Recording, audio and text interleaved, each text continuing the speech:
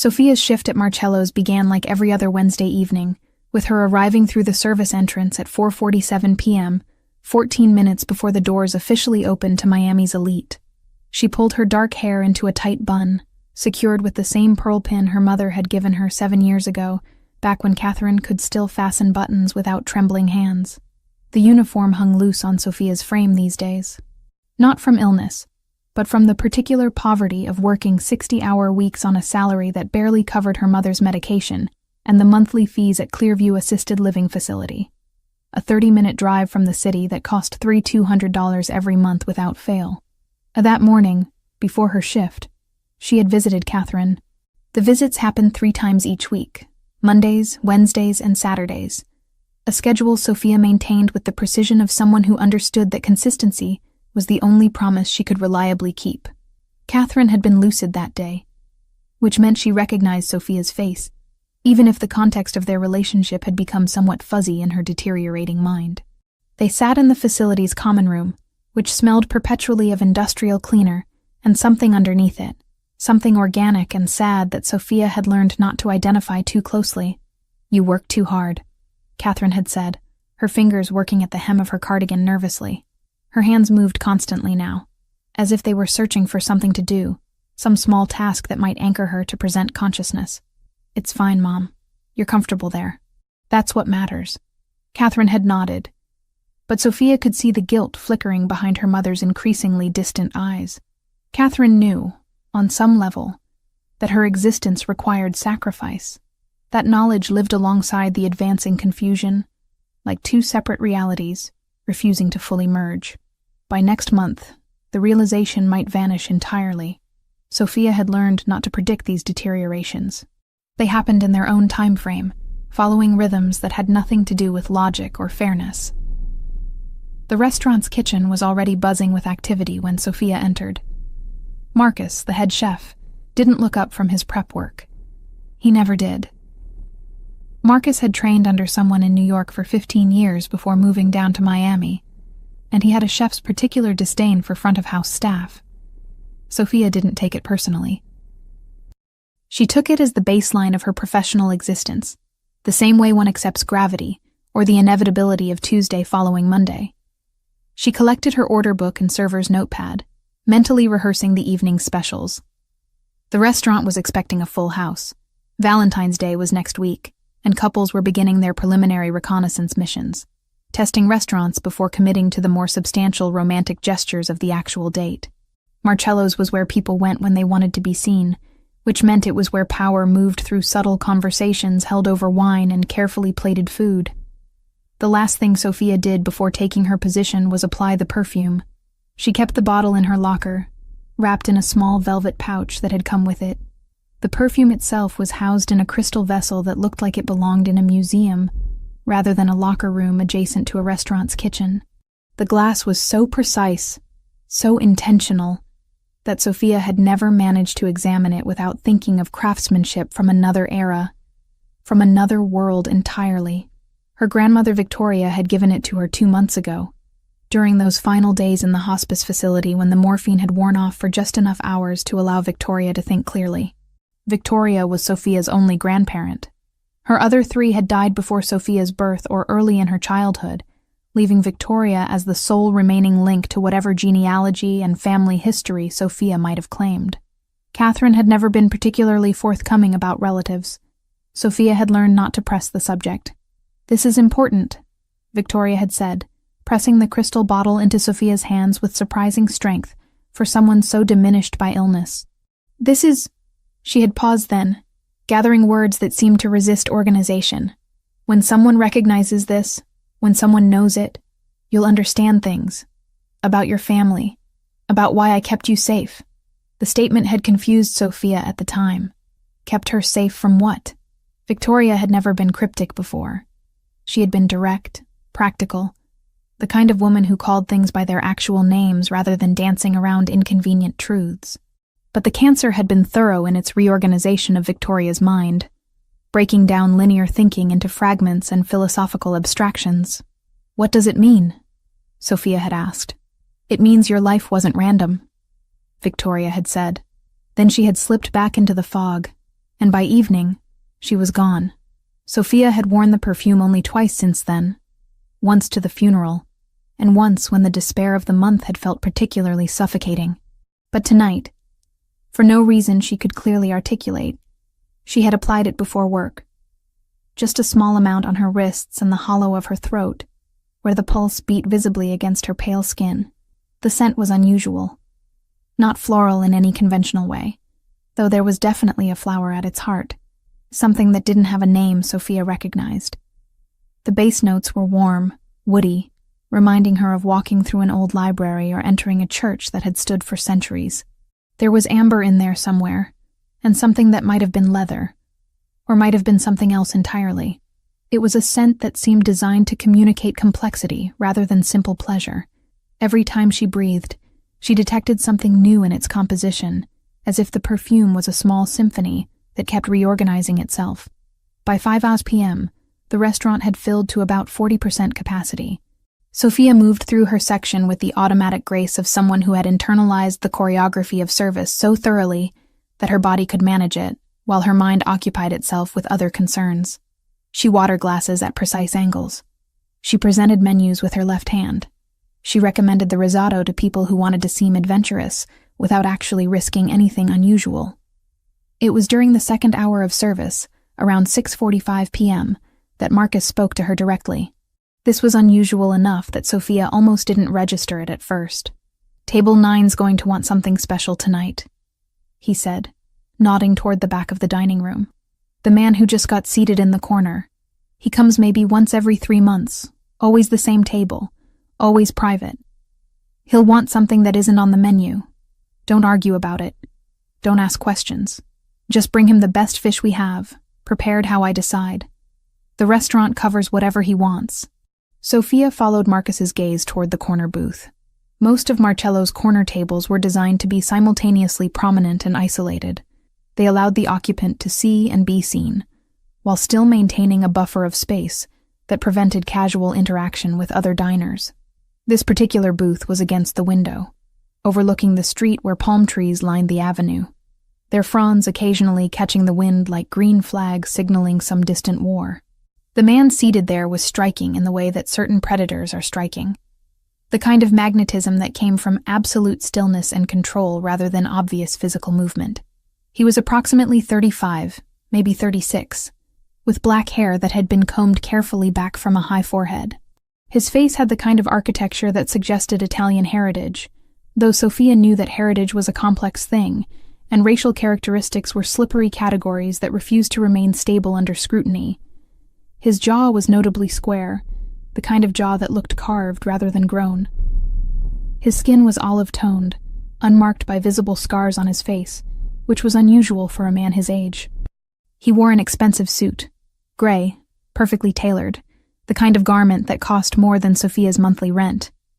And he held a wine glass like someone who understood wine but didn't particularly care about it. What struck Sophia most was his eyes. Even from across the restaurant she could perceive their color, a deep brown that seemed to absorb light rather than reflect it. His eyes moved across the room methodically, cataloging the space the way a person catalogs a building they're planning to occupy.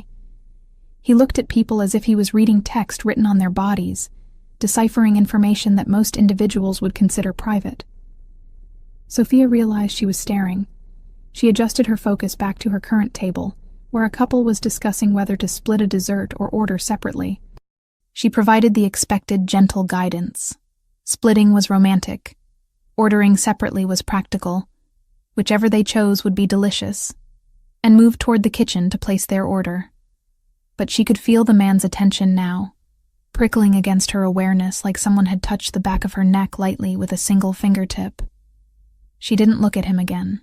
She had worked in restaurants long enough to understand that sustained eye contact with certain patrons could be interpreted as invitation, and invitations created complications. Her life had enough complications without adding the unpredictable variables that came from attracting the attention of men who commanded entire restaurant sections simply by sitting down. At 7:15 p.m., Marcus gestured toward Sophia. "Corner table is yours now. Take him something to drink first. He usually takes a specific vintage. I'll have Daniel prepare it." Just stand there and wait for him to tell you what he wants to eat." Sophia nodded and moved toward the corner booth, wine list in hand and notepad ready. As she approached, the man looked up at her. The moment his eyes met hers, something shifted in the restaurant's atmospheric pressure. Other conversations seemed to grow quieter. Or perhaps Sophia's attention simply narrowed so intensely that surrounding noise fell away. The perfume reached him before her words did. Sophia watched his body stiffen almost imperceptibly.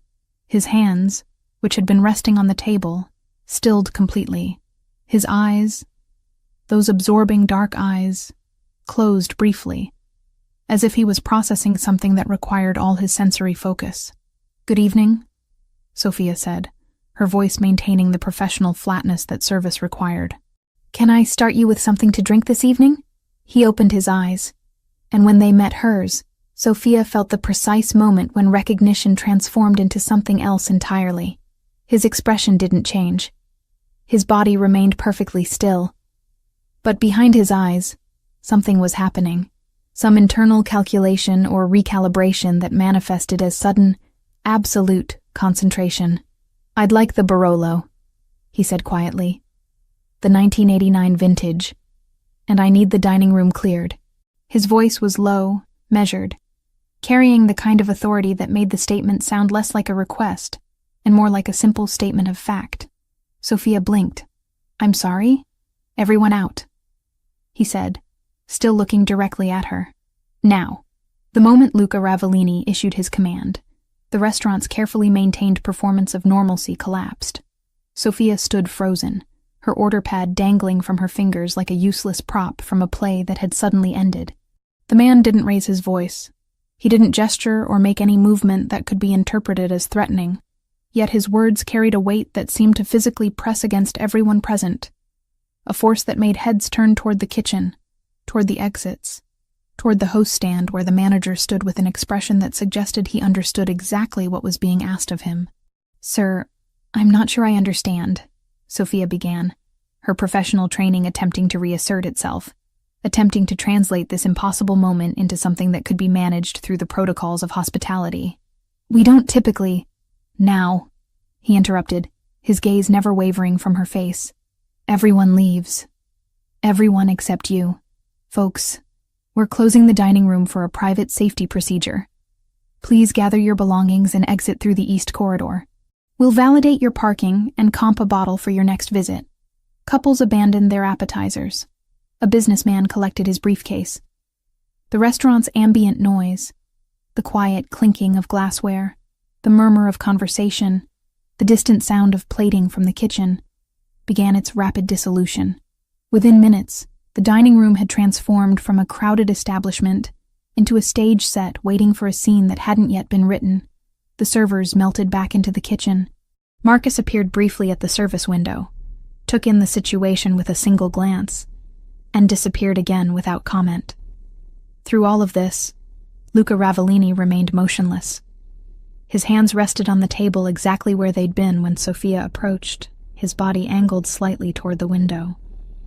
But his eyes tracked her with absolute focus, following her with the precision of something that hunted by watching, rather than by moving. When the last customer had exited and the host's stand fell silent, Luca rose from his seat. Sophia noticed that he moved with deliberate slowness, as though any sudden movement might shatter the fragile reality they'd entered. He was taller than she'd anticipated from the distance, well over 6 feet, with the kind of physical presence that seemed to displace air. His suit was even more impressive up close, the fabric and tailoring speaking to a relationship with money that went beyond mere spending. This was the wardrobe of someone who understood that clothing was a form of communication. "You're going to come here," he said quietly, his voice carrying an accent that Sophia couldn't immediately place. Not quite Italian, but European. Something older, layered with multiple languages. "And you're not going to speak until I ask you a question. You're going to stand there, and you're going to let me understand what I'm perceiving. Do you understand?" Sophia understood that she was no longer in control of this situation. She understood that the careful protocols of her employment had become irrelevant. She understood that something had shifted in the fundamental nature of her evening, and she had no framework for processing it. but she nodded, her throat dry, and stepped closer to his table. Luca closed his eyes. When he inhaled, Sophia watched his entire body respond to the scent. His shoulders tensed, his jaw clenched. A muscle beneath his right eye twitched almost imperceptibly. His hands, which had been relaxed, began to curl into fists before he consciously forced them back open against the table. "Where did you get this?" he asked, his voice lower now, almost hoarse. "The perfume." "Where?" "It was my grandmother's," Sophia heard herself say. Her voice sounded very far away, as though she was hearing it from outside her body. "She gave it to me before she died, 2 months ago." Luca's eyes opened. They locked onto hers with an intensity that was almost physical in its force, as though he was trying to read something in her irises that went deeper than simple information. He took another step closer, his face now only a few feet from hers. "Your grandmother's name," he said, not a question, a demand phrased as a statement. "Victoria," Sophia whispered. "Victoria Mitchell." The moment the name left her mouth, something fractured inside Luca's carefully maintained control. His entire body went rigid. His hand came up to his mouth as though he might be ill, then fell back to his side. He turned away from her abruptly, moving toward the window where the streetlights of Miami cast their sodium glow across his face. Sophia could see his chest rising and falling in a rhythm that suggested he was consciously controlling his breathing, forcing oxygen into his lungs through discipline rather than instinct. "Say it again," he said, still facing away from her. "The name." "Say it again." "Victoria Mitchell," Sophia repeated. She didn't understand why it was important, didn't understand why this man's reaction had shifted from controlled intensity to something approaching emotional dissolution. "She was my grandmother. She died of cancer. She gave me the perfume in the hospice." Luca stood motionless for a long time. His hand came up and braced against the window frame, and Sophia saw his knuckles whiten from the force of his grip. She became aware of the silence in the restaurant, a complete absence of sound that felt almost toxic. The kitchen had gone quiet. The staff had either hidden themselves or left entirely. It was just Sophia and this man, and the scent of the perfume hanging between them like a physical presence. "Did she ever speak about me?" he asked. His voice was different now, stripped of the authority and control that had characterized his initial command. There was something beneath it, something that sounded almost like desperation. Did she ever mention someone named Luca? Sophia's mind raced through her memories of Victoria. The quiet afternoons they'd spent together, the stories Victoria had shared about her youth, the careful silences when certain topics seemed to approach the edges of Victoria's consciousness before retreating again. "No," Sophia said. "She never mentioned anyone named Luca. I don't know who you are." He turned back toward her then, and Sophia saw something in his expression that terrified her more than his initial command had. It was the look of someone confronting something they'd thought was impossible, something they'd stopped believing in, something that was now standing directly in front of them and demanding to be acknowledged. "She had blue eyes," he said, "dark blue, almost navy, and her hands shook when she was thinking hard about something." He reached out, but stopped before touching her, his hand hovering near her face. "You have her bone structure, the line of your jaw. I didn't see it at first because I wasn't looking for it, but now I can see it clearly. Now I can see it everywhere." Sophia took a step backward, her professional survival instincts attempting to override her bewilderment. "I think you have me confused with someone else. I don't know you. I've never seen you before tonight." "No," he agreed, dropping his hand. "You haven't, but I know Victoria. I knew her very well, and if you're her granddaughter, then everything I thought I understood has just become impossibly more complicated." He moved back to his chair and sat, suddenly looking exhausted, like someone who had been running a distance and had only now allowed himself to stop. "What was her maiden name? Before Mitchell?"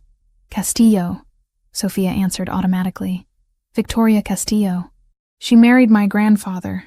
"Castillo," he repeated softly, as though he was tasting the word, testing its authenticity against something in his memory.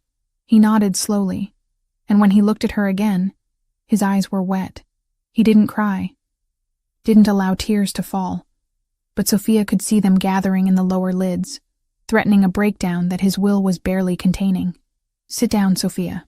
You need to sit down, because what I'm about to tell you is going to change everything you believe about your family." He gestured to the chair across from him. Sophia moved toward it mechanically, her body functioning on automatic systems, while her mind struggled to process how a Wednesday evening had transformed into whatever this moment had become. As she sank into the chair, Luca exhaled slowly, and the sound carried the weight of decades of a secret, finally, impossibly, being spoken aloud. The restaurant had become a tomb, and Sophia was beginning to understand that she was not going to walk out of Marcello's the same way she had walked in. The doors remained locked.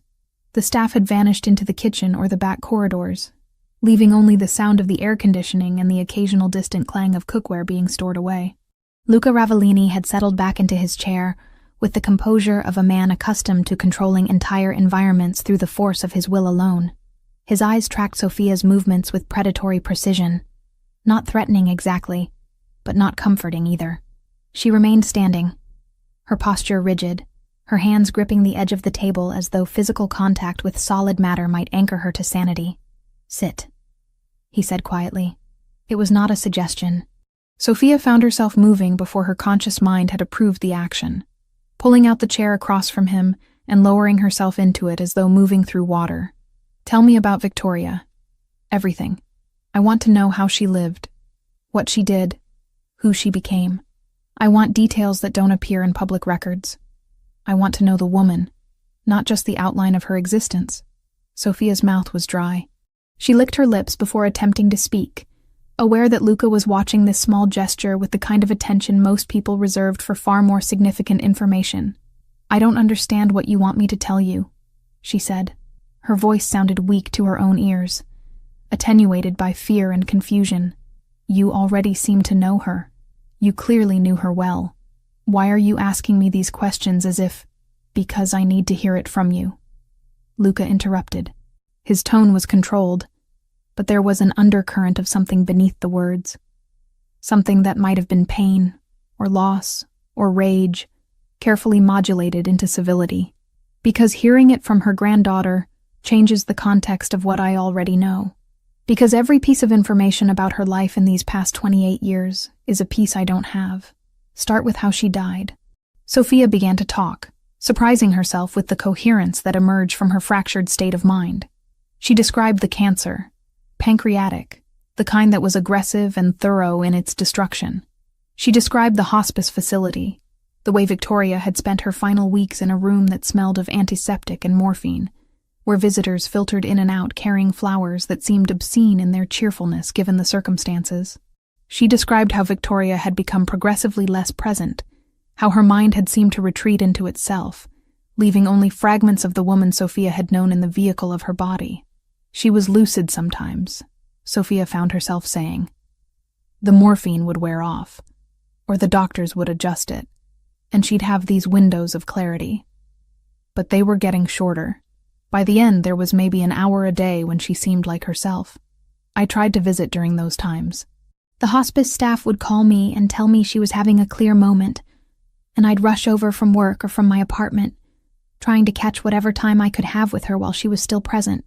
Luca was listening with an intensity that suggested every word was being catalogued and processed, filed away in some internal database. "What was the last thing she said to you?" he asked. "Before she gave you the perfume, what were her last coherent words?" Sophia closed her eyes, pulling the memory up from the depths of her consciousness where she'd tried to bury it under the weight of grief. She said that my life wasn't random, that I should keep the perfume safe, that when someone recognized it, I would understand things about my family, about why she kept me safe. The moment the last phrase left her mouth, she saw Luca's entire body go rigid. His hands, which had been resting on the table, clenched into fists so tight that the tendons in his forearms became visible, straining against his skin. "She said that?" he asked, his voice reduced to something barely above a whisper. "Those exact words? That she kept you safe?" "Yes," Sophia confirmed. "I didn't understand what she meant at the time. I still don't understand what she meant, but she was very clear about it. She kept saying it like it was the most important thing she needed me to understand before she died. She was very weak at that point. The morphine had her drifting, but she kept pulling herself back to say it again. Kept saying the same thing, that she kept me safe, that the perfume would explain it. Luca stood up abruptly, pushing his chair back with enough force that it scraped against the restaurant floor with a sound that made Sophia flinch. He moved to the window, his silhouette framed against the Miami streetlights beyond the glass. His shoulders were heaving slightly, his breathing not quite controlled. Sophia watched him with the careful attention of someone observing a volatile substance, trying to anticipate which way it might explode. "Your grandmother was Victoria Castillo Mitchell," he said finally, his voice steady now, but hollow, as though he was speaking through a tunnel of exhaustion. "She married a man named Robert Mitchell when she was very young. That marriage produced your parent, who is still alive, I assume." "My mother," Sophia said. "Catherine. She's 47. She has degenerative neurological disease. She lives in a care facility."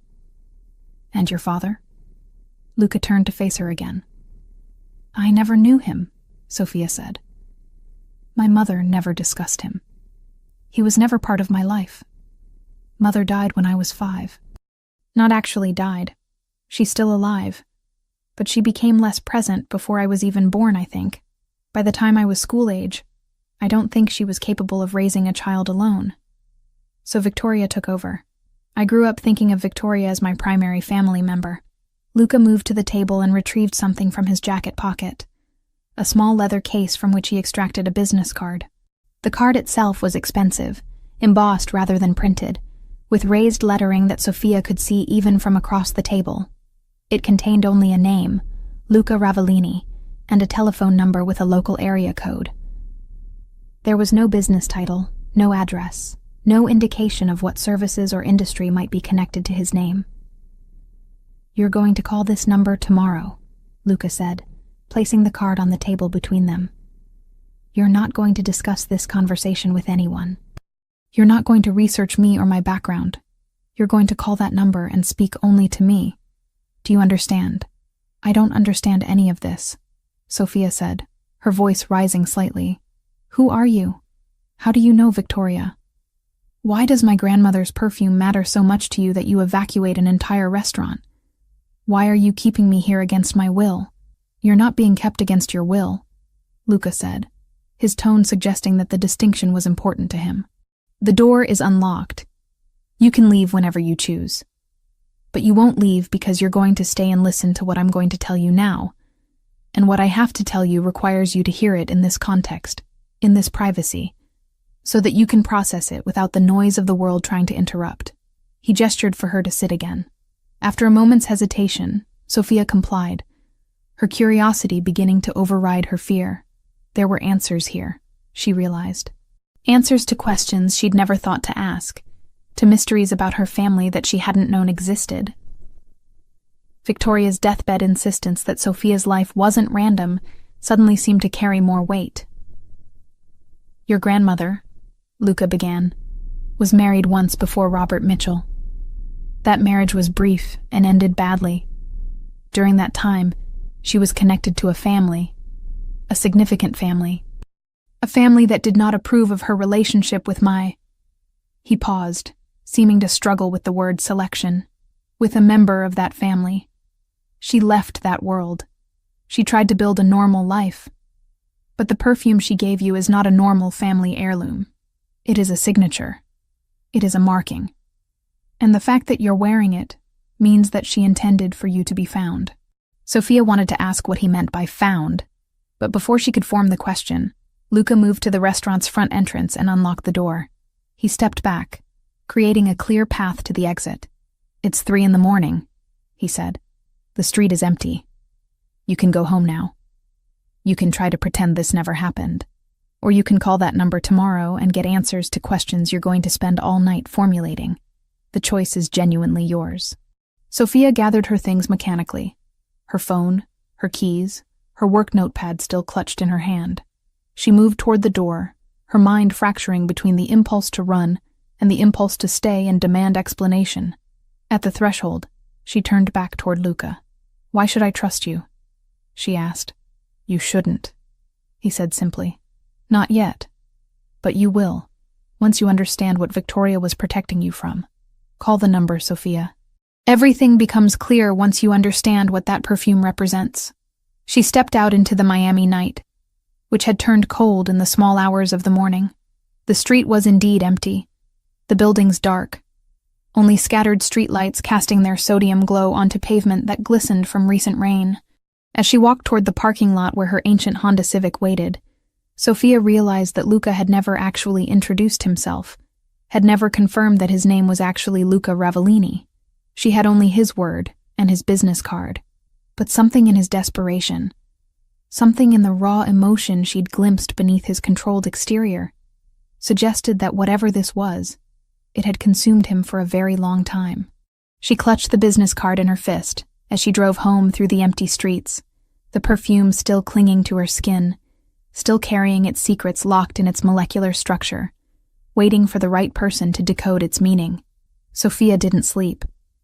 She sat on her bed with her laptop balanced on her knees, the glow of the screen the only light in her darkened apartment, and began the most meticulous research of her life. The business card sat on her nightstand, and she deliberately avoided looking at it, as though not acknowledging it might somehow make this situation less real. But her fingers moved across the keyboard with purpose, starting with the obvious query. The internet offered very little about Luca Ravellini. His name appeared in a few articles about crime in Miami, always mentioned in passing, always in connection with alleged activities and ongoing investigations.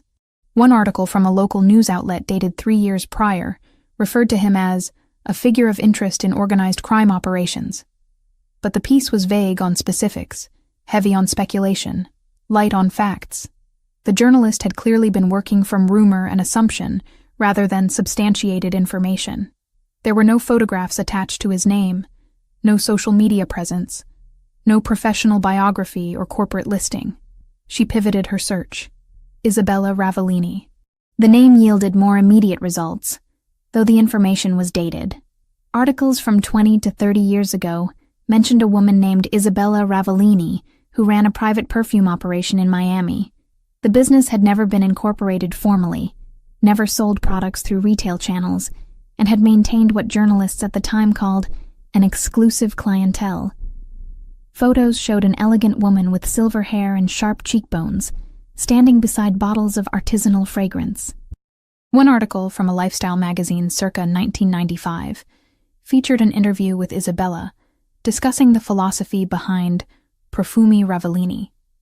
She explained that the fragrances were never for sale, only for gifting, only for those she deemed worthy of wearing a Ravellini creation. The formulas had been passed down through generations of women in her family, and she had no intention of commodifying them. The interviews stopped around 2000. A brief notice in an obituary column from 2010 confirmed that Isabella Ravellini had died at the age of 87. There was no public funeral listed, no charitable contributions in her name, no dramatic conclusion to her story. Just a woman who had existed quietly and then ceased to exist. Sophia searched for connections between the names. Victoria Castillo, Marco Ravellini. The marriage certificate appeared in a genealogy database that she accessed through Clearview's library system login credentials. Apparently, the facility maintained subscriptions to research resources for its residents' families. Victoria Castillo had married Marco Ravellini in 1978. The marriage was dissolved in 1991. No children were listed as products of that union on the public record. But Sophia had been born in 1996. She expanded the search parameters. Marco Ravellini appeared in connection with several business ventures throughout the 1980s and 1990s, none of them particularly legitimate sounding. Import-export operations, property holdings, vague corporate entities with names designed to obscure rather than clarify their function.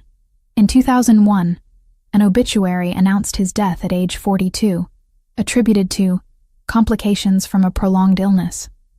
No mention of family. No surviving spouse listed. No survivors at all. She searched for Elena Ravellini next, following an instinct she couldn't quite articulate. The name yielded older records, dated 7 years prior. A woman named Elena Ravellini had been found dead in a residential property in Coral Gables. The death had been classified as suicide. The investigating police reports were sparse, but a local news story suggested that the circumstances had been questioned by some parties, though the article didn't elaborate on which parties or what questions they had raised. The photos showed a woman in her 30s, striking in appearance with dark hair and pale eyes. There was a brief mention that Elena had been involved with Miami's business community, and that persons connected to her had declined comment regarding the circumstances of her death. Sophia pulled up the police report itself, through a database she technically wasn't supposed to have access to, a remnant of a friend's password that she'd never deleted. The report was terse. Elena Ravellini had been found in her apartment by building management after a concerned neighbor reported unusual smells and lack of activity. The investigation concluded suicide via overdose. No note was recovered. No evidence of foul play was noted. The case was closed within 6 weeks. But something in the timing bothered her. Elena Ravellini dead 7 years ago. Luca Ravellini appearing in crime reports around the same period. Marco Ravellini having died a decade earlier. Victoria having been married to Marco, then divorcing him, then raising a daughter that the records suggested shouldn't exist. By 4 a.m., Sophia's eyes burned from screen exposure and exhaustion. She had filled 14 pages of her notebook with connections and questions and hypotheses that led nowhere conclusive. She understood that she was missing information, that there were gaps in the timeline and logic that she simply couldn't fill from publicly available sources. Victoria had said the perfume would explain things.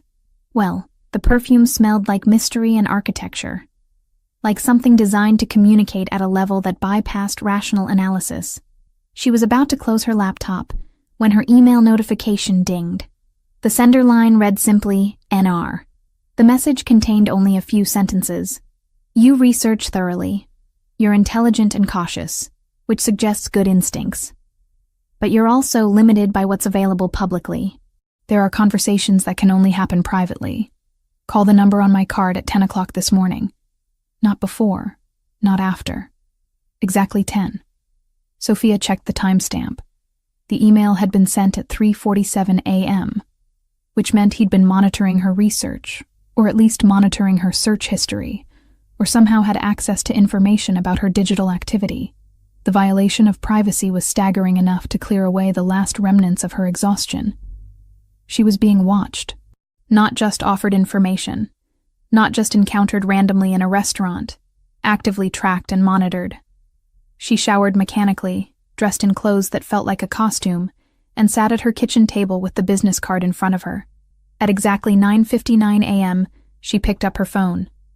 At exactly 10:80 a.m., she dialed the number. Luca answered on the first ring, as though he had been holding the phone, waiting for her call. You found information, he said. It wasn't a question. You found some of it, anyway. Some of the pieces that are available to find. Now you're going to come to a place where I can tell you the things that can't be found online. I'm sending a car for you. It will arrive at your address in 20 minutes. You'll ride in it until we reach a location where we can talk privately. You won't tell anyone where you're going. You won't bring a phone beyond the one you're holding right now. You won't bring weapons or recording devices or any attempt to protect yourself through documentation. You're going to come with only yourself and your genuine desire to understand. Do you agree to these terms? Sophia's rational mind screamed that this was dangerous, that she was making a catastrophic mistake, that every instinct for self-preservation should be propelling her toward calling the police or disappearing into anonymity. But she heard herself say, I agree. Good, Luca said. Then everything begins now. By the time this car arrives at your location, you will no longer be the person you were before you answered your phone. You understand that? No, Sophia said quietly. But I'm starting to. The line went dead. She looked at the clock on her wall. 10:03 a.m. She had 17 minutes to decide if she was actually brave enough to step into whatever this was, or if she should run. She didn't run. The car ride to Luca's mansion took 45 minutes, though Sophia wasn't entirely certain they were traveling in a linear path. The vehicle was tinted too darkly for her to see out, and the driver, a woman with silver hair and a professional demeanor, didn't engage in conversation beyond confirming Sophia's address and offering her water, which she declined. The silence was suffocating in its own way, giving Sophia nothing to focus on, except the mounting anxiety that accumulated with each turn the car made. When the vehicle finally stopped and the driver opened the door, Sophia emerged into a different version of Miami than the one she inhabited. The mansion stood behind wrought iron gates, visible only partially through landscaping that had been designed with precision to obscure rather than display. Palms and flowering shrubs created a buffer between the property and the street. The main structure was set back far enough that neighbors would have only glimpses of its architecture. Security cameras were discreetly positioned but clearly functional. This was a place designed by someone who understood that true power didn't announce itself through ostentatious display, but through deliberate concealment. The interior was understated in ways that suggested enormous wealth. Not the kind of wealth that needed to prove itself through marble floors and imported chandeliers, but the kind that manifested as thoughtfully chosen art, shelves lined with first editions, furniture that had been selected by someone with genuine aesthetic sensibility rather than a decorator's algorithm. Luca was waiting in what he called his study, though the room was far too comfortable to warrant such a formal title. 2 leather chairs faced each other across a low table.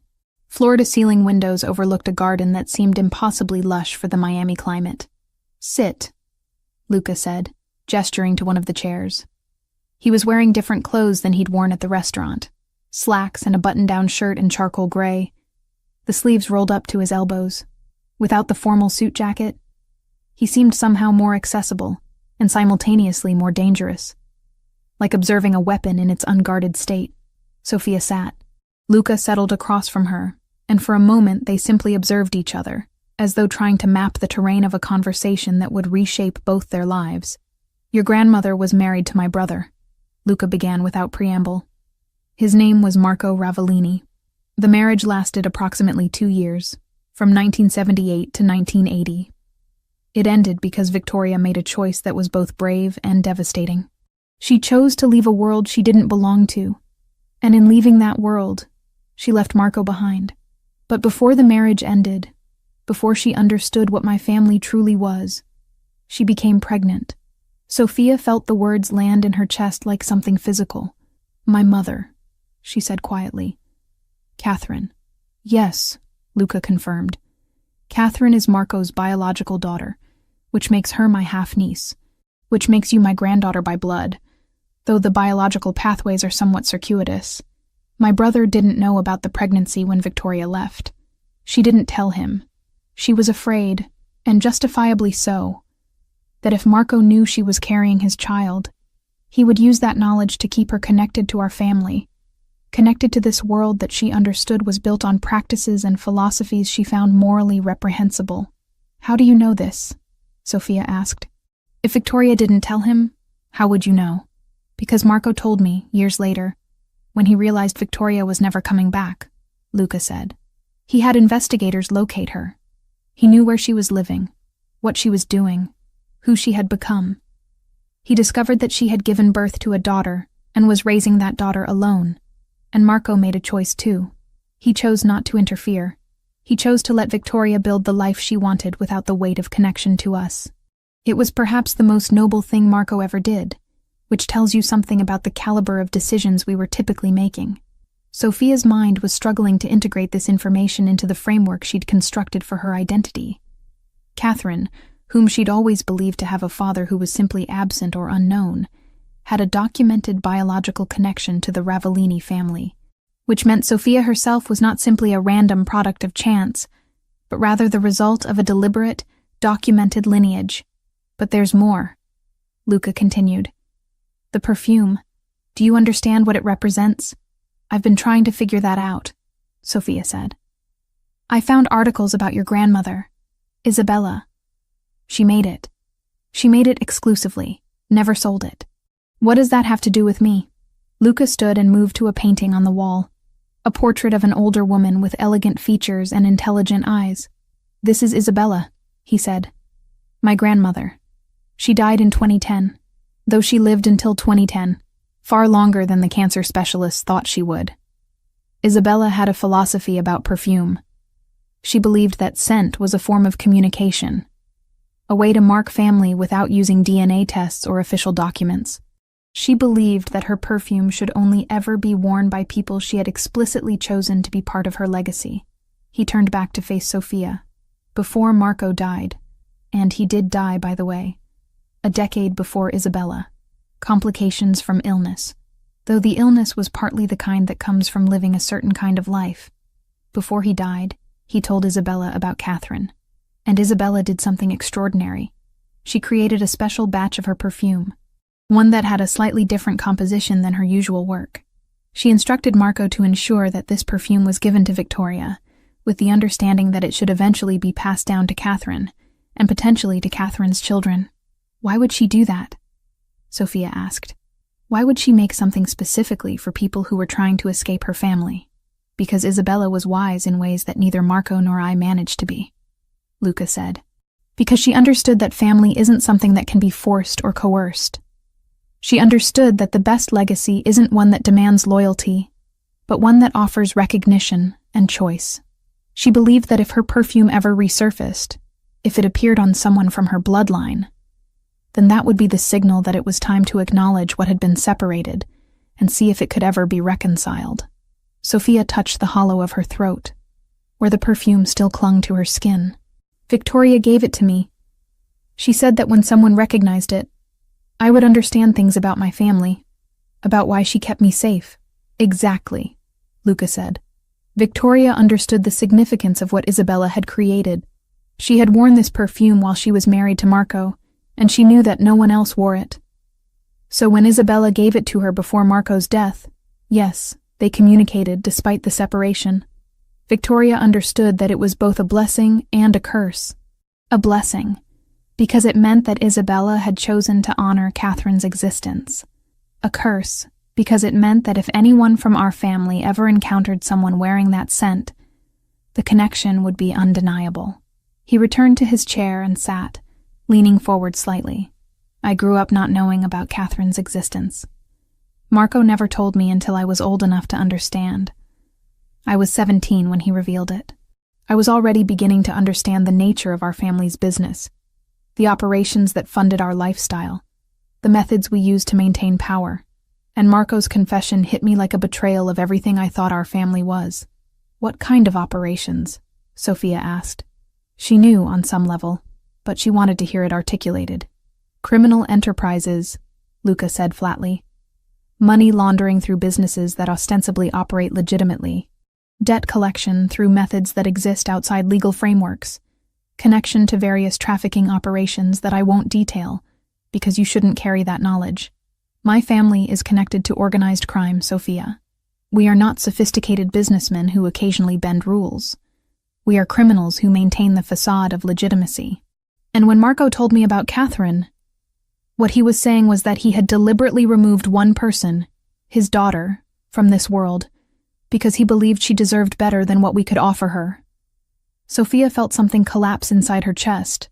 The perfume on her skin suddenly felt like evidence, like proof of her complicity in something she hadn't chosen and didn't fully understand.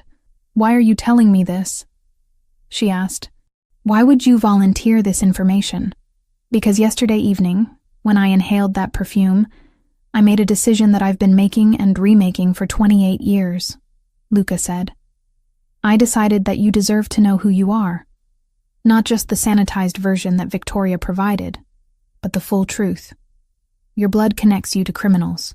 Your grandmother made a choice to remove herself from that world, and your mother lived her entire life not knowing that part of herself that she came from.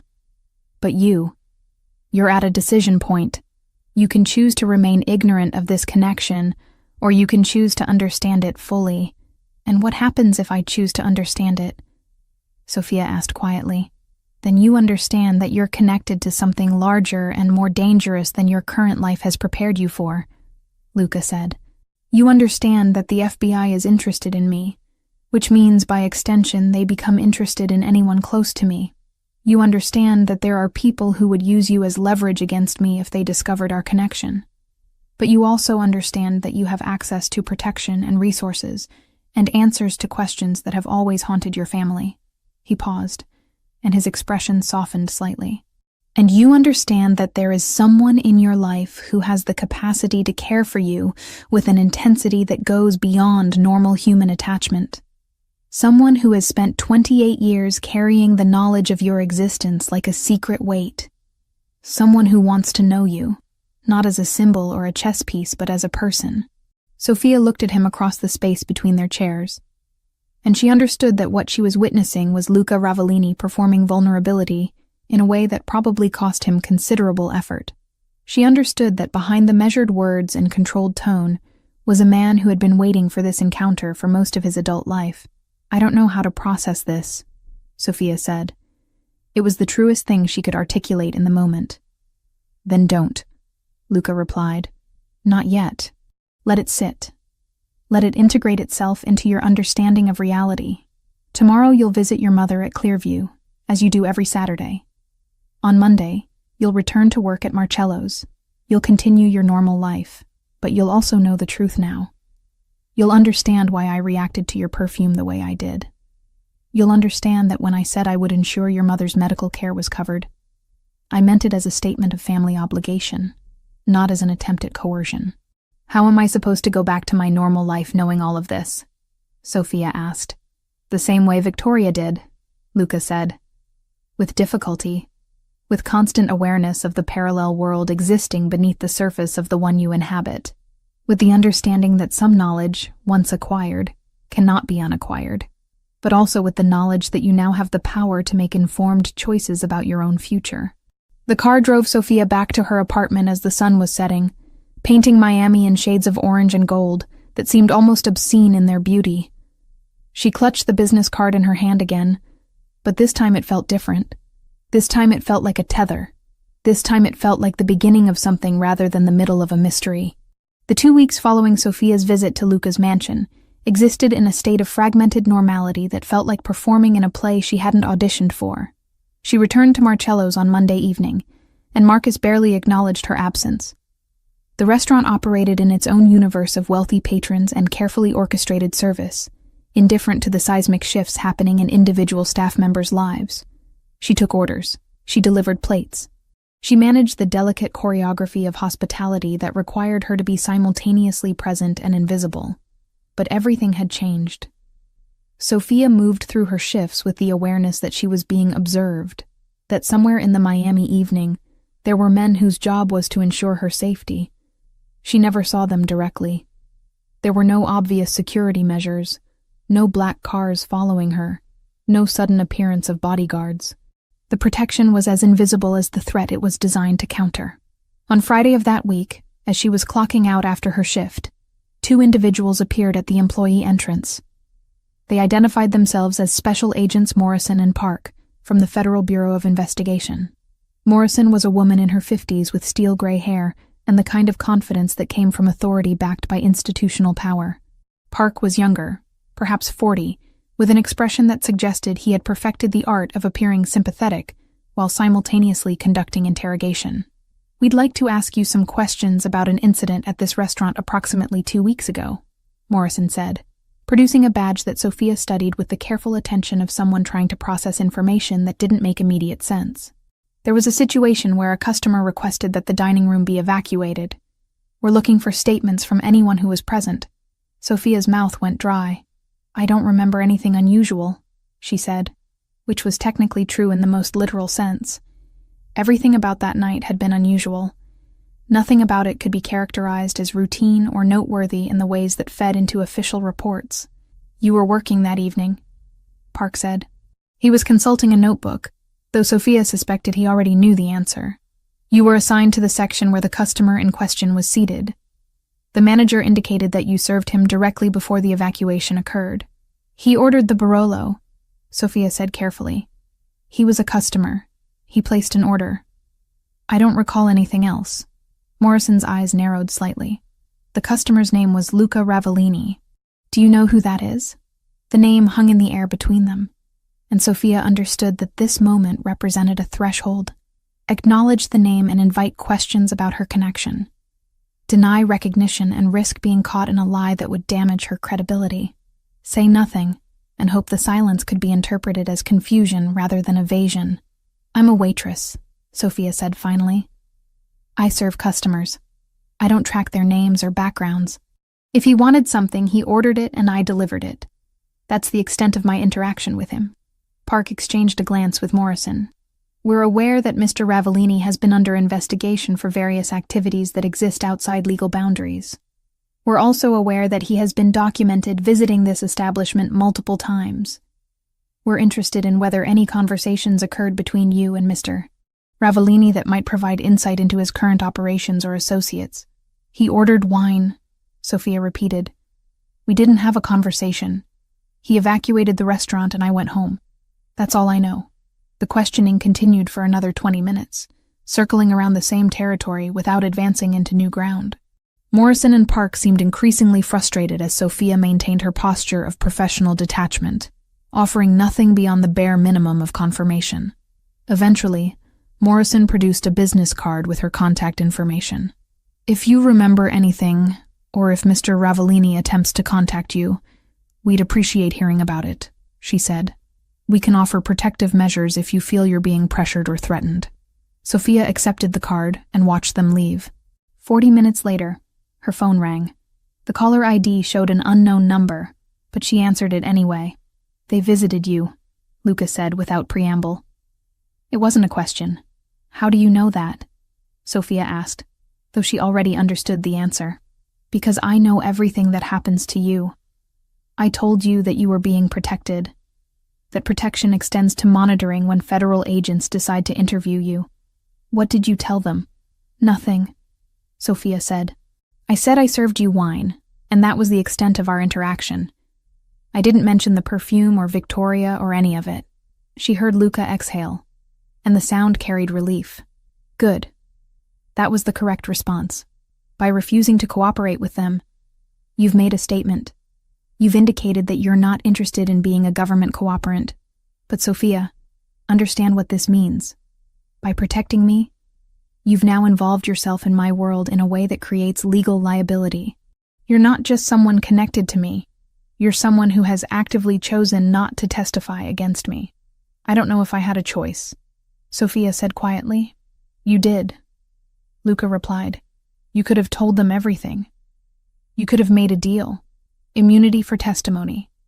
You could have removed yourself from this situation entirely. But you didn't. And now I need to offer you something in return for that loyalty. He instructed her to come to the mansion on Saturday morning.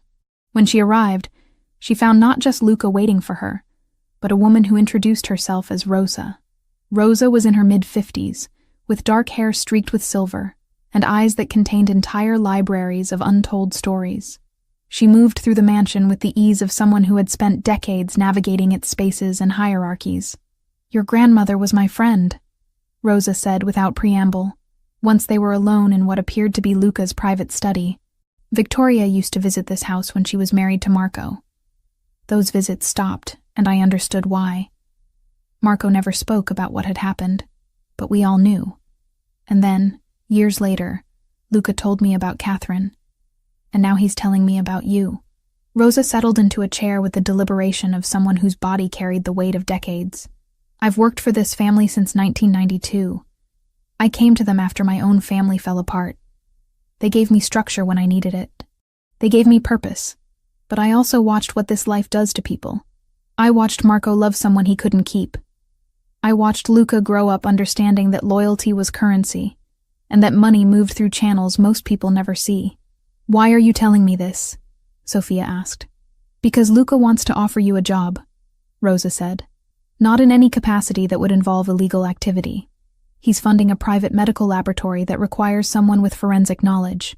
Someone who can process evidence analysis for private clients. The work is legitimate. The money comes from legitimate sources. Or at least sources legitimate enough that they're not going to trigger federal scrutiny. He wants you to work there. He wants you to stop being a waitress and start being something more aligned with your capabilities. And if I refuse, then you continue as you are, Rosa said. But you'll be doing it under constant surveillance by federal agents. They'll be watching you, waiting for you to slip up or to make contact with Luca in ways they can use as evidence. They'll make your life difficult through legal channels, audits of your tax returns, inspections of Clearview's records, interviews with your coworkers that subtly suggest you're connected to criminal activity. Luca would prefer not to involve you in his operations, but if you're going to be connected to him anyway, he'd rather that connection be one he can control and protect. Sophia understood that what Rosa was describing was a choice with only one rational option. She could refuse and maintain her current precarious stability, or she could accept the offer and move into Luca's world with eyes open. "I accept," she said. The transition happened within a week. Sophia submitted her resignation at Marcello's, citing a better opportunity. She moved from her small apartment to a townhouse in Wynwood that Luca owned, a property located in a neighborhood that was actively gentrifying, surrounded by galleries and restaurants and people who minded their own business. The laboratory was located in a commercial building that appeared, from the outside, to be a routine medical facility.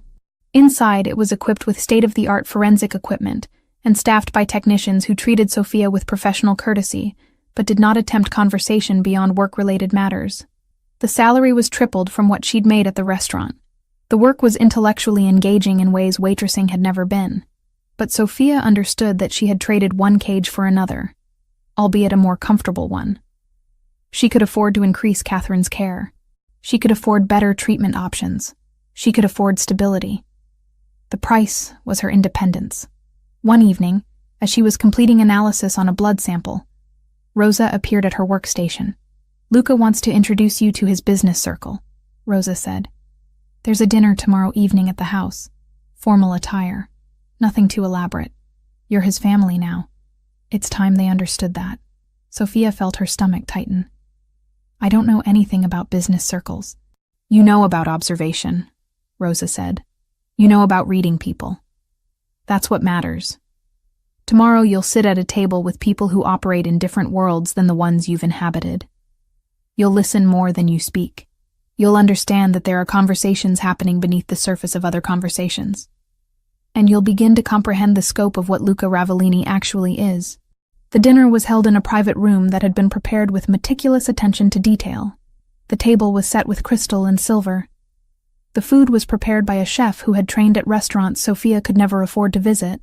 The attendees were 6 men and 3 women, all of them carrying themselves with the particular confidence that came from operating in spaces where consequences were negotiable. Luca introduced Sophia as his family. No explanation was offered.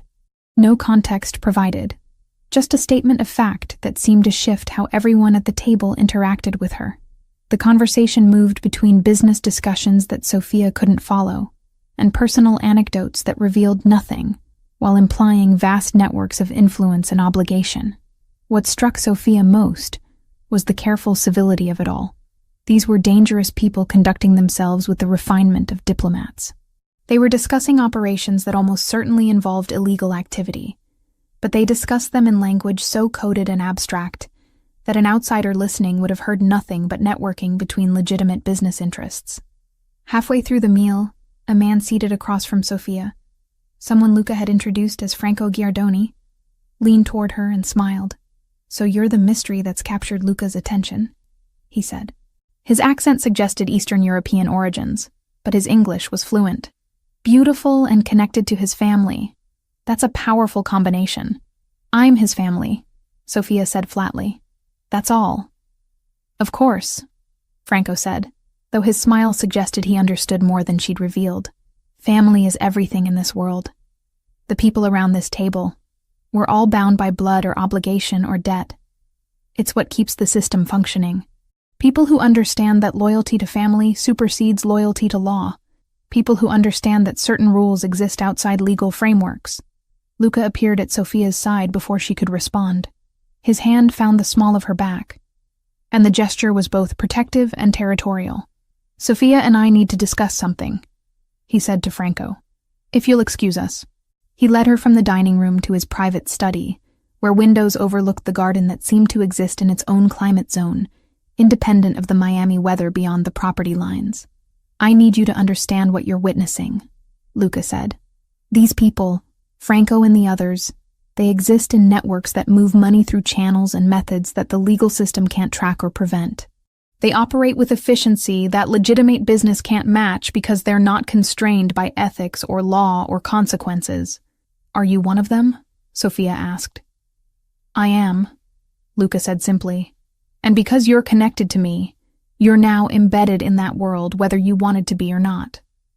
The laboratory isn't just a place of employment. It's a front that allows me to operate in certain contexts. Your presence there legitimizes operations that would otherwise attract attention. You're not complicit in the crimes, Sophia, but you're not separate from them either. Sophia felt something fracture inside her chest, some wall between who she had been and who she was becoming. What if I didn't want this? She asked. Then you shouldn't have protected me when the FBI came asking questions, Luca said. His voice was not unkind, but it was absolute. You made a choice that night. You made it consciously or unconsciously, but you made it. And now you're living with the consequences of that choice. He paused, and his expression softened slightly. Rosa told me that you were conflicted about whether accepting the laboratory position made you complicit in criminal activity. I want you to understand something. You didn't create the world that contains organized crime and federal investigations and people like me. You were born into a family connected to that world whether you knew it or not. Victoria left it to protect her daughter. But you knew what you were walking into. You chose it anyway. And that choice, that conscious decision to stay, despite understanding the reality, that's what separates complicity from agency.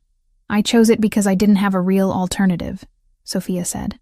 That's what everyone says, Luca replied. That's what Marco said when he was entering the family business. That's what Victoria said when she was deciding to leave. That's what I said when I was deciding whether to stay. But the truth is that we all had alternatives. We just had to live with the consequences of taking them. You chose to stay in my orbit. Now you have to decide what that means for who you become. He moved to the window and stood with his hands in his pockets, looking out at the garden. I've been trying for 28 years to figure out how to navigate a life built on choices I didn't make, but couldn't undo. And now you're being asked to do the same thing. I can't make it easier for you. I can only promise that I'll protect you, and that your loyalty will be returned in kind. Sophia understood that what he was offering was not love in any conventional sense, but rather a form of family obligation that superseded sentiment. She understood that she had been woven into his world in ways that couldn't be unraveled, and she understood that the perfume Victoria had given her had been a key to unlock doors she'd never known existed, doors that now stood open and could not be closed. 6 months into her employment at the laboratory, Sophia had developed a rhythm that felt almost sustainable. The work was engaging. Her salary had been increased twice without her requesting it. Catherine's care had been upgraded to include private nurses and specialized therapies that had noticeably improved her mother's cognitive function on her better days. Sophia visited every Saturday and Wednesday, spending hours in Clearview's common room, sometimes talking to her mother about the present, sometimes just sitting in companionable silence while Catherine worked through the cognitive exercises that her care team had prescribed. But the arrangement with Luca had transformed in ways that Sophia struggled to categorize. He began appearing at the laboratory unannounced, ostensibly checking on operations, but really just to observe her working. He brought her coffee from a cafe she'd mentioned in passing conversation. He asked about her projects with genuine interest that went beyond casual inquiry. He invited her to dinners at his mansion, with increasing frequency, and those dinners had shifted from formal business gatherings to something more intimate, conversations between two people who were learning each other's minds as well as their histories. 3 weeks into October, Luca brought Franco Giardoni to one of those dinners. Franco was charming in a way that Sophia recognized as practiced, refined through years of operating in social contexts where attraction was a tool. He pulled out her chair. He asked about her work with apparent fascination. He complimented her dress in ways that walked the careful line between flattery and impropriety. "You're wasted in a laboratory," Franco said to her over the main course. His accent had softened over the months she'd known him, or perhaps she'd simply become more attuned to its cadences. "Someone with your intelligence, your observation skills, you could be doing so much more with your time." "I'm satisfied with what I'm doing," Sophia replied. "But satisfaction isn't ambition," Franco continued. "Satisfaction is comfort. It's stagnation dressed up as contentment. You should be thinking about expansion, about climbing toward positions of genuine influence within the organization." Luca set down his fork, with a deliberation that drew everyone's attention to the sound. Sophia's position is exactly where it needs to be, he said quietly. His tone suggested that disagreement would be unwise. She has the influence she requires. She has the respect of the people she works with. She has autonomy in her operational sphere. I don't see expansion as an improvement on those metrics. Franco smiled, but it was a smile that acknowledged defeat, without admitting it. Of course, he said. I was simply suggesting that unused potential is a tragedy, but perhaps I'm not the best judge of how her talents should be deployed. After dinner, as Franco was being escorted out by Rosa, Luca asked Sophia to join him in his study. She found him standing at the window again, that familiar posture that suggested he was carrying thoughts too heavy to voice while looking directly at another person. Franco is positioning himself to take over certain operations in the next few years, Luca said without preamble. He's intelligent and ruthless and willing to make the hard decisions that leadership requires. In another context, I might even approve of his ambitions. But I don't want him near you. Why not? Sophia asked. She genuinely didn't understand the objection. Luca turned to face her, and his expression was complicated. Frustration mixed with something else, something that Sophia couldn't quite identify. Because he'd use you. He'd see you as a way to strengthen his position within the organization, as a connection to me that might be exploited or leveraged. He'd present it as partnership, but it would be predation dressed up in courteous language. And you're different? Sophia asked. The question emerged before she could reconsider its implications. I am, Luca said flatly. Because I don't need to use you for advancement. I already have position and power. What I have with you is separate from those concerns. What I have with you is... He paused, seeming to struggle with word selection. It's something I've been trying to navigate for 6 months, and I don't think I've been entirely successful at maintaining appropriate boundaries. Sophia felt her heartbeat accelerate. What do you mean? I mean that you're my granddaughter biologically, but that connection exists in isolation from any emotional relationship I had with your mother or your grandmother, Luca said. His words were measured, chosen with care. I mean that I didn't raise you. I didn't know you as a child. I didn't form attachment to you through proximity and time and the accumulation of small moments that constitute parenting. I mean that when I look at you now, I see a woman who is intelligent and courageous and capable of navigating complexities that would destroy most people. I see someone who made a choice to stay connected to me despite understanding the implications of that choice. I see someone who I've developed attachments to that go beyond family obligation. Luca, Sophia began, but he held up a hand. I'm not asking you to reciprocate, he said. I'm simply stating a fact that I think you should understand. I'm stating it so that you understand why Franco needs to remain at a distance from you.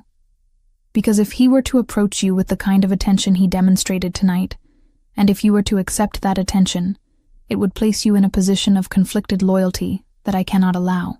You can't control my choices, Sophia said, though she understood that in practical terms, his control was nearly absolute. No, Luca agreed, but I can make the consequences of certain choices clear. Franco would never be able to offer you what I can offer you. He would never be able to provide the kind of protection or certainty or freedom that my connection to you provides. He would always be calculating what your value is to him, what strategic advantage you represent. And I won't allow that. Over the following months, the boundaries Luca mentioned began to blur further. He started touching her in ways that went beyond familial interaction, a hand on the small of her back that lingered, a brush of fingers against her wrist when they were passing objects across a table, his gaze lingering on her in moments when he thought she wasn't observing him. Sophia found herself responding to these gestures, leaning into the proximity, allowing moments of nearness that stretched longer than propriety would typically allow. Rosa noticed. Rosa, who had known Luca for decades, and who seemed to exist in some liminal space between servant and confidant, began watching both of them with an expression that suggested she understood exactly what was happening and had formed opinions about it. One evening in December, as they were finishing dinner, Sophia heard herself say something that she'd been avoiding articulating for months. I don't think of you as my grandfather, she said. The statement emerged into silence, enormous and irreversible. Luca set down his glass very carefully. I know, he replied. I think about you as… Sophia paused, struggling with terminology that seemed inadequate for what she was experiencing. I think about you as someone I'm becoming attached to in ways that complicate the family structure that we're supposed to be inhabiting. I know that too, Luca said. And I'm terrified, Sophia continued, because I know who you are. I know what you do. I know that getting closer to you means becoming more entangled in operations and decisions and consequences that I didn't choose. But I also know that staying at a distance means ignoring something that feels increasingly significant. Luca stood and moved to the window. His silhouette was backlit by the Miami skyline, casting him in shadow.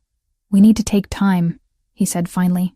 We need to step back from this trajectory and give ourselves space to process what's happening.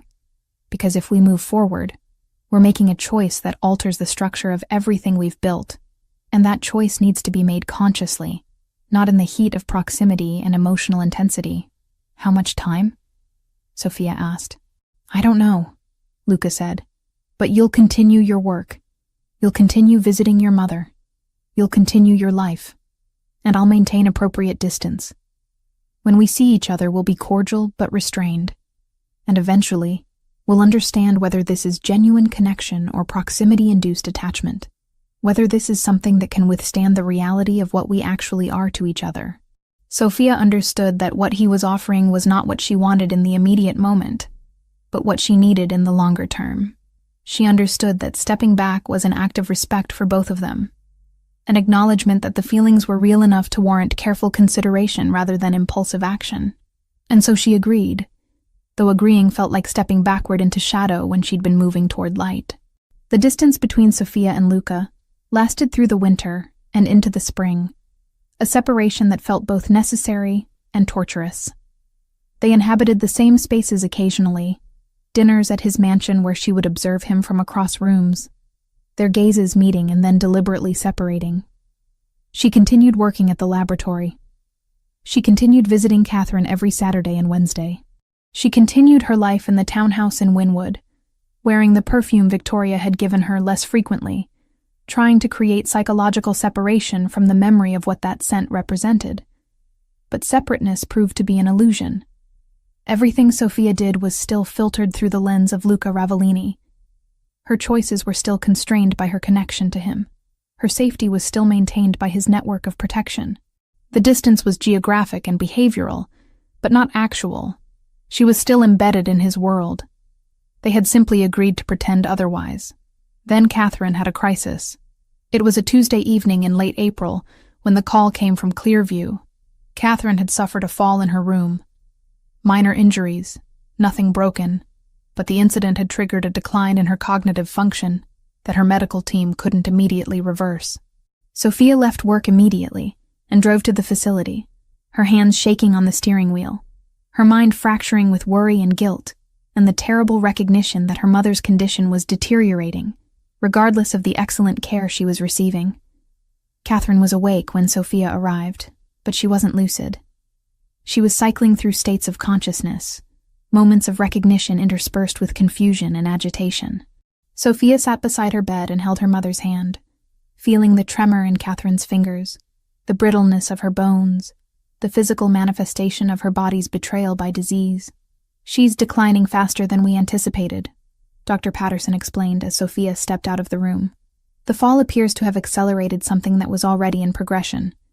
We're adjusting her medication, but I want to be honest with you. We're moving into a different phase. We should discuss palliative care options. Clearview finalized the palliative plan on a rainless Tuesday. It wasn't surrender so much as a recalibration of hope, less about cures and more about dignity. Sophia signed the forms with steady hands. She told the nurse about the seashells Catherine used to collect when she could still walk the beach, and asked them to keep a small bowl by the window.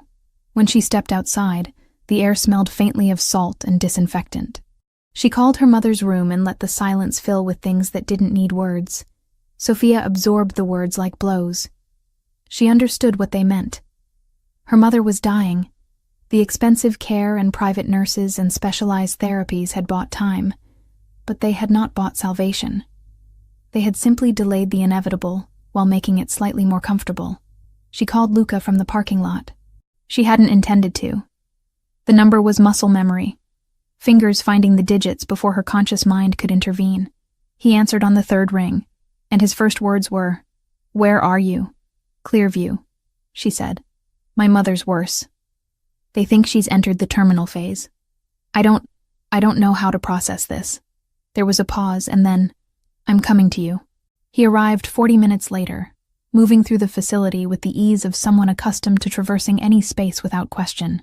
He found Sophia in Catherine's room, where she was sitting in the darkness, holding her mother's hand, watching the rise and fall of Catherine's chest as though monitoring that movement might somehow prevent it from ceasing entirely. Luca didn't speak. He simply pulled up another chair and sat beside her, and his presence, solid, real, undeniably present, broke whatever dam Sophia had been maintaining. She began to cry. Not the controlled release of emotion, but the fracturing collapse of someone who has been holding themselves together through sheer force of will. She cried for Catherine. She cried for Victoria. She cried for the complexity of her own existence, for the impossible choice she'd made to stay connected to Luca, for the realization that no amount of money or protection or love could actually save the people who mattered. Luca let her cry. He didn't speak. He didn't offer platitudes. He simply sat with her in the darkness, while her mother slept fitfully in the bed between them. By the following Saturday, Catherine had improved slightly. Not recovered, but stabilized enough to be lucid for periods of time. Sophia visited in the morning and found her mother having one of her better days, the kind where Catherine seemed almost like herself, where conversation was possible. "You're happy," Catherine said suddenly, observing Sophia with the clarity that came and went unpredictably. "You seem different, less burdened." "I'm not happy," Sophia said gently. "You're declining." "That's not happiness, but something's changed in you," Catherine continued. "Something's happened that's shifted the way you carry yourself. It's in your posture. It's in your face. You've let something in. Someone." Sophia didn't know how to respond to that observation, so she simply held her mother's hand and let the moment pass. That evening, Luca called. "I want to see you," he said. "Not at work. Not at the mansion. I want to see you somewhere that's only for us." He sent a car, and it brought her to a private marina on the outskirts of Miami. A boat was waiting, not one of the ostentatious yachts that the wealthy typically owned, but something smaller, more intimate. Luca was standing at the helm when she boarded, and he looked different. Less like a crime boss orchestrating operations, and more like a man who had removed the armor he typically wore. "I want to take you somewhere," he said. "Is that acceptable?" Sophia nodded, and he began maneuvering the boat away from the dock and out onto the black water. They sailed for hours, moving into deeper waters where the lights of Miami became distant, where the world seemed to consist only of the boat and the ocean, and the stars emerging as darkness deepened. Finally, he anchored in a location that appeared to be nowhere in particular, a patch of water indistinguishable from any other patch of water. "I've been trying to figure out how to navigate what we are," Luca said, standing at the rail with his hands in his pockets. "I've been trying to understand whether what I feel for you is genuine connection, or whether it's projection, expectation, the weight of decades waiting for someone to bridge the gap between who I am and who I wish I could be. And I still don't have a definitive answer, but I've come to understand that not having a definitive answer doesn't matter. What matters is that every moment I spend apart from you feels diminished by your absence. What matters is that you represent possibility in a life built entirely on inevitability. What matters is that you're real and present and worth every risk that comes with loving you." He turned to face her, and his expression was open in ways that Sophia had never seen before, vulnerability written across his features like language. "I can't offer you a normal life," he continued. "I can't offer you a future free from complication. What I can offer you is protection, loyalty, and a commitment that supersedes every other obligation I maintain. What I can offer you is the acknowledgement that you matter to me in ways that go beyond family or duty or strategic advantage. What I can offer you is myself, entirely, if you choose to accept that offer." He reached into his jacket and withdrew a small velvet box. Inside was a chain of gold, delicate but unmistakably valuable, with a pendant that contained a single drop of liquid, captured in crystal, suspended and preserved. "This is the original Perfume Ravellini," Luca said. "Isabella's formula. Marco brought it to me before he died, thinking I might understand what it meant. I've kept it for 28 years, waiting for the right moment to know what to do with it. But now I understand. It belongs with you. It belongs in the space between who you were and who you're becoming. It connects Isabella to Victoria to you, across generations and choices and heartbreak. It's the only thing I have that truly belongs to my family's history, and I'm giving it to you, because you've become the most important part of my history." Sophia took the necklace with trembling hands. The pendant was warm against her palm, and the perfume inside seemed to be alive, swirling slightly within its crystal prison. "I'm not asking you to marry me," Luca said. "I'm not asking you to formalize this through legal structures that would only create complication. I'm asking you to claim this necklace. I'm asking you to accept the commitment that it represents. I'm asking you to acknowledge that despite everything, despite who I am, despite what I do, despite the impossibility of our connection, you choose to stay. You choose me. You choose this." Sophia held the necklace against her chest, and she understood that this moment represented something definitive. This was the moment where she claimed ownership of her own choice. This was the moment where she stopped being pulled into Luca's world and started choosing to inhabit it. This was the moment where love became active rather than passive, where she became an agent in her own narrative, rather than a character carried along by circumstances beyond her control. "Yes," she said. "Yes to all of it." Luca moved toward her, and when he kissed her, it felt like a beginning rather than a continuation, like they were creating something new rather than surrendering to something inevitable. The kiss was not gentle, but it was deliberate, filled with intention and acknowledgement. When they parted, Sophia could still taste the salt from the ocean air and the particular flavor of possibility. He fastened the necklace around her throat, and the pendant settled against her skin, warm and real. She could smell the perfume even through the crystal, the same scent that Victoria had worn, that Isabella had created, that Luca had carried for decades. The perfume that had started this entire chain of events, that had been the key to unlock doors Sophia had never known existed. "I love you," Luca said. The statement was simple and absolute. "I have loved you since I inhaled your perfume in that restaurant and realized that Victoria had kept her promise, that the legacy she entrusted to you was going to survive beyond her. I have loved you through every moment of distance and every moment of proximity. I love you now, and I will continue to love you for whatever future we manage to construct together." They stayed on the boat through the night, and when the sun began to rise, painting the sky in shades of gold and pink that seemed almost impossible in their beauty, Sophia understood that her life had become a story that would never fit into the ordinary categories of human experience. She was the daughter of a woman who had escaped organized crime. She was the granddaughter of a man who had chosen to let her exist outside his world. She was the partner of a man who operated in darkness but had chosen to bring her into the light.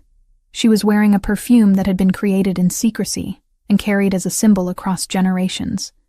And she was alive, fully and completely alive, in a way that she had never been before the night she applied Victoria's perfume to her skin and walked into a Miami restaurant.